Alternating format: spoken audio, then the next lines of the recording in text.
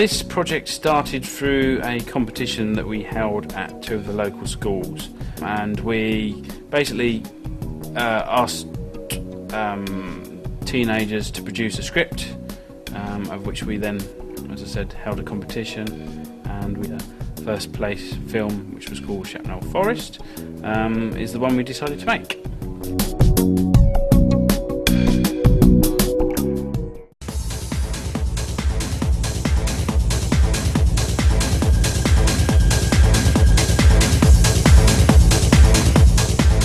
I think the audition went okay. The audition was not what I expected.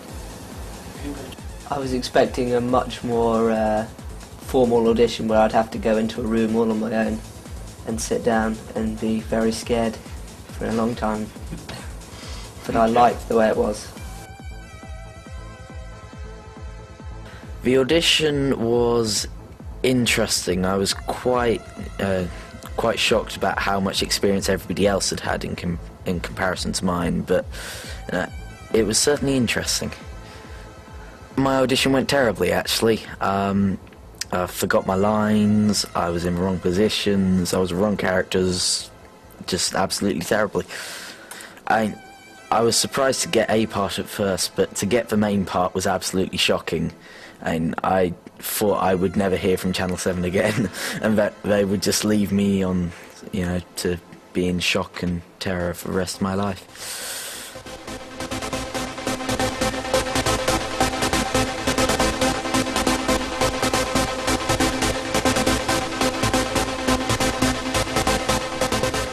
I find the rehearsals very difficult. They don't necessarily give you a good impression of how the film's going to turn out, but it's an essential part of the line learning process and playing around with some angles and just talking through some of the filming process that goes on.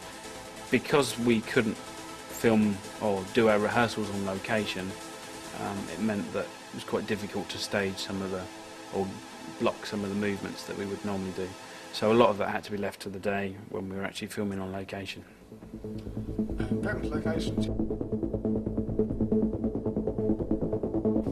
The rehearsals weren't too different from the sort of thing I'm used to, sort of plays. We'll, get a script, read it through, act it out, and that'll be that.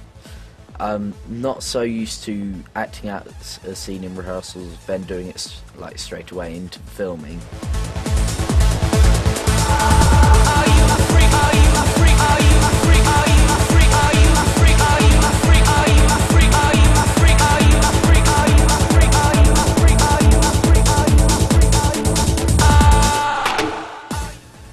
This is the first film that I've ever been involved in, and found the production process very interesting, leading up to the auditions, rehearsals, and then finally leading up to the first take of the film, and gave me a good keen footing in how the whole process goes together.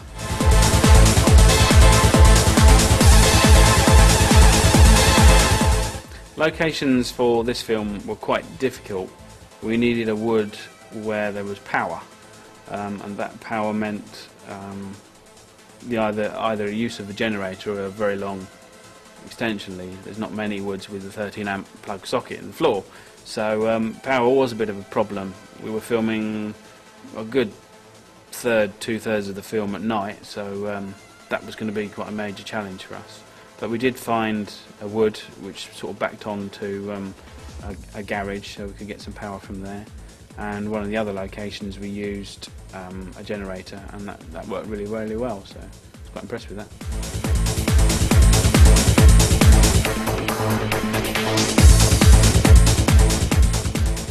The technical stuff going in while we were filming, I thought that was interesting. I'd always wanted to take a look at the tech side of things, and it was enjoyable, and I got to help with bits of it as well, so quite happy with that.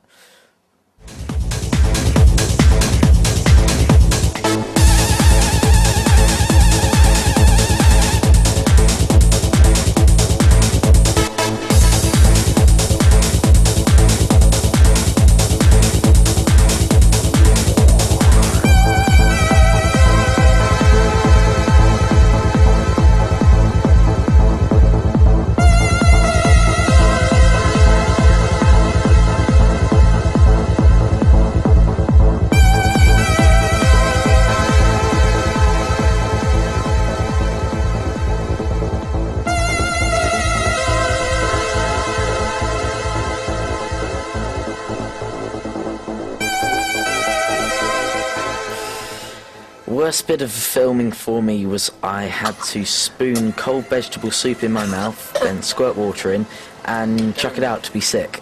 And the number of times we had to do it, it was actually painful. The planes going past, and the director didn't like it, wrong positions, terrible.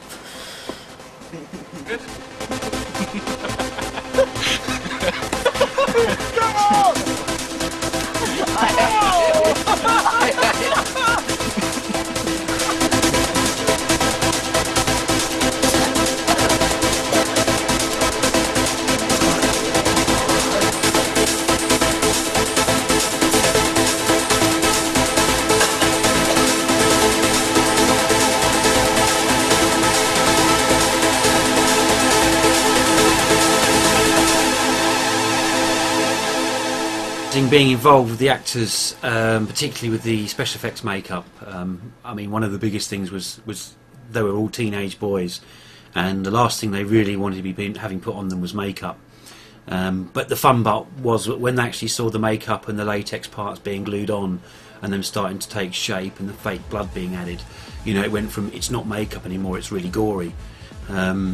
And they seemed to enjoy it, and the trouble was they didn't want us to take it off at the end of the day, which unfortunately we couldn't allow them to do.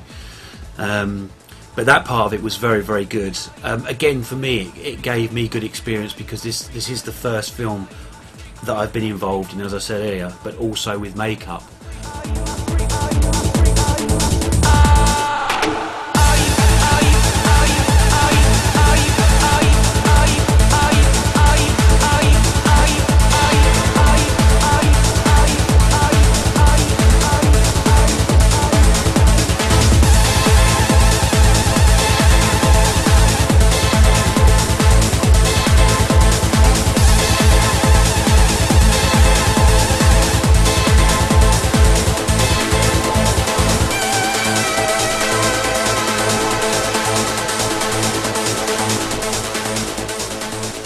Seeing myself on TV is the most horrible and terrible thing that I have ever had to do. My voice is terrible. It's bad enough looking at myself in a mirror each day. With most Channel 7 films, sound is always a bit of a problem. We tend to choose locations directly next to an airport, which is not the brightest move, and having already filmed in that location once before, I'd completely forgotten that it was near an airport, so bad choice there, but it was near power. I have learnt that it's a bad idea to trust the tech crew because they are horrible, horrible people. I think the worst bit was having to stick my hand in a small pool of stagnant water, which I was convinced was leech infested. It's probably not quite what I expected when we first started, but with all of these projects, they never seem to turn out like what you thought they would do in your head. It's very tiring from my experience. We did get to eat the sausages though, so I was very happy about that. Little do people know that the fire we were actually using was gas, so we could just turn the tap on. And while I was sitting at the fire, someone clever in the tech team decided to turn it on very, very high and singe my eyebrows. But there's some good lighting effects, good makeup effects, some good acting in places, and I think overall the film's turned out well. I'm hoping it'll come together very nicely with superb acting and win me lots of Oscars.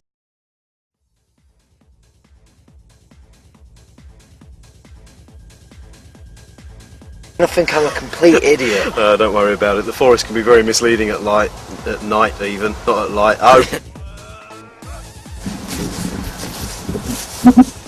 And then I couldn't find a signal. And then I couldn't get my way back. And how did I make getting fine trouble? Sorry. Can we just do that on the same take? It's not me this time. It's not me. They're going to think I'm a complete idiot. I wouldn't worry about it. You should have been standing up ages ago. Yeah, I really should have, shouldn't I? Number 4. Have you found them? Found who? We were camping, and my friend burns himself. I'm that good, you like. We were camping, and my friend burns himself.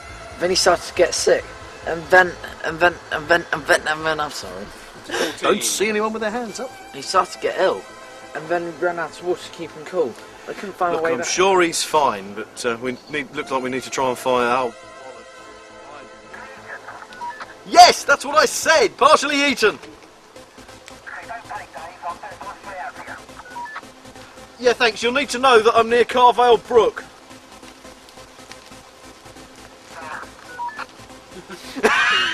What's going on? Hello, I'm Dr. James Ryan. I'm here to help. I would, but I've completely forgotten my line. A precaution against what? What the hell's going on? Sorry! My fault. Look, he's in shock. He needs to be with his family. I'm sure that'll be possible.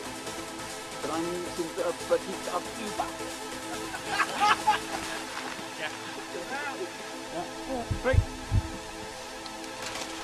Okay. 5, 4. An area of Shapnole Forest was cordoned off earlier today following an area of Shapnole Forest was cordoned off earlier today. Not be alarmed, and the disease is under control, but they have warned people to stay away from the Shapnole Forest area. This is Terry Lalonde, Channel 7 News.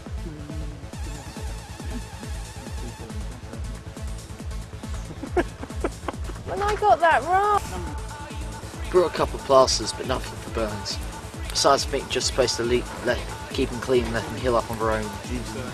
I'm sorry. It's okay, they're sending someone.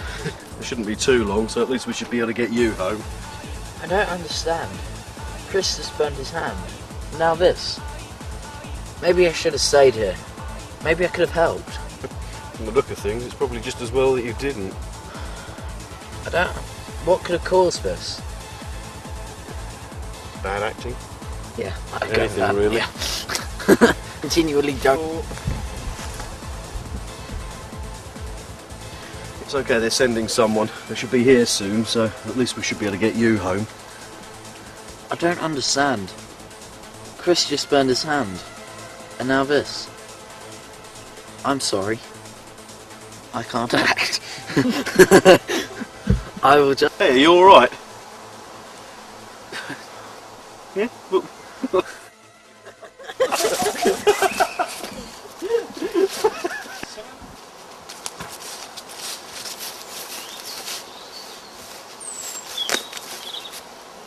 Hey, are you okay?